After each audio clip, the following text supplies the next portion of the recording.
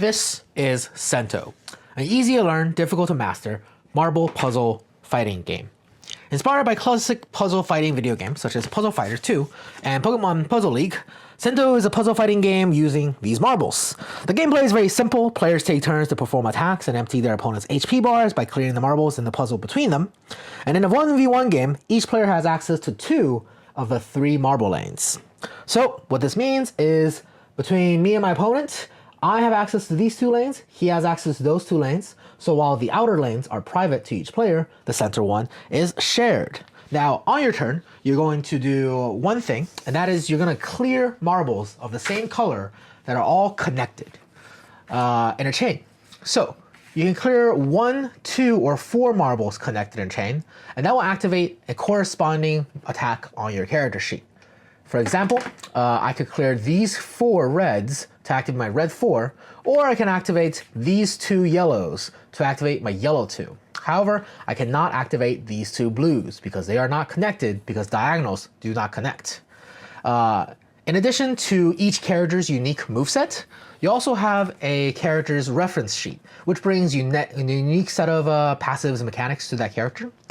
For this character that you're playing as, it is the chef, a Thai chef swordswoman who dual wields. In addition to her swords, she has control over a fire spirit and a freezing spirit.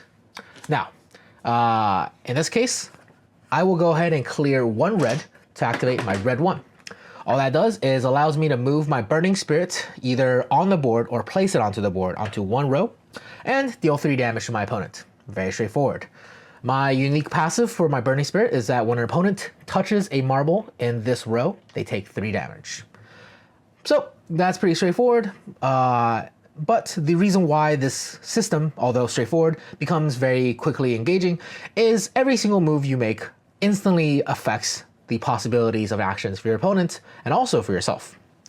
In addition to the core system for combat, clear marbles, make an attack, you also decide where your attack hits or lands. In this case, you dealt 3 damage to your opponent, so let us assume your opponent is the DJ, who is right here.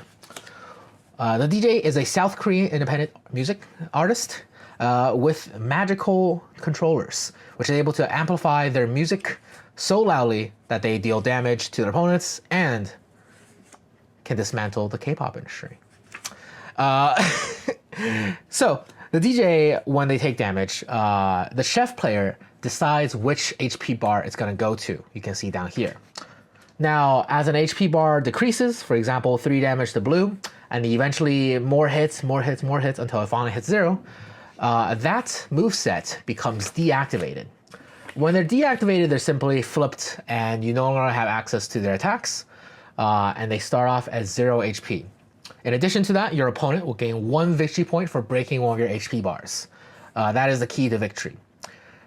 But while your moveset is broken like this, you also have access to those blue marbles as wild marbles. So, although if you are the DJ player on the other side, although you cannot connect these 2 blues because you don't have blue attacks anymore, you can use those 2 blues to connect your other moves. In this case, I could connect this yellow and activate my yellow 2 that way, or even my yellow 4 if I use these 2.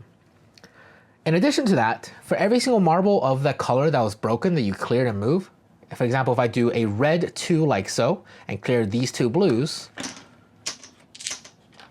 I activate my red 2 attack, and I restore 4 HP to my blue HP bar, 2 HP for every marble. At the start of your turn, if you have a broken HP bar with recovered HP, you can choose to reactivate that attack, that's move list. This gives you access to the attacks again, allows you to clear blue marbles for those attacks again, but those blue marbles are no longer wild. You can clear it, you can flip it over early, so you have access to those moves immediately, or late, so that it has more HP. Every time your opponent breaks HP bar, they gain 1 victory point as stated. However, if they break an HP bar while you already have another one, causing your second break, they actually gain 2 victory points for the price of 1. In addition to that, if a player ever has all 3 of their HP bars broken and they have access to no moves, they are instantly knocked out of the game. In a 1v1 game, that's instant KO. The DJ, however, has plenty of tricks up their sleeve because their unique passive is this DJ board right here, which gives them access to 2 beats. They're going to have a beat of 4 different cards, and their abilities will allow them to drop a beat. For example, red 1, you drop a beat. When you drop a beat, it's going to perform its on-drop attack, and that beat starts at the bottom row. At the start of each of your turns, these beat markers go up 1 row per turn, and when it hits the final top row, they are instantly killed, performing their on-kill effect. So that's everything you need to basically play the first game of Sento, a classic arcade cabinet style fighting game. Get it? This is a screen, this arcade cabinet, buttons. So I hope you're excited for this game as I am. In addition to those basic rules, this game can not only be played 1v1, but also 1v2, 2v2, or even solo. The solo mode is very, very special to me, and I think it's very interesting because you're playing its AIs designed specifically for solo mode, and all that AI will do will clear 1 row of marbles based on a dice roll that is predetermined, so you know what's coming up every turn, and activate a move based on the row of marbles they've cleared.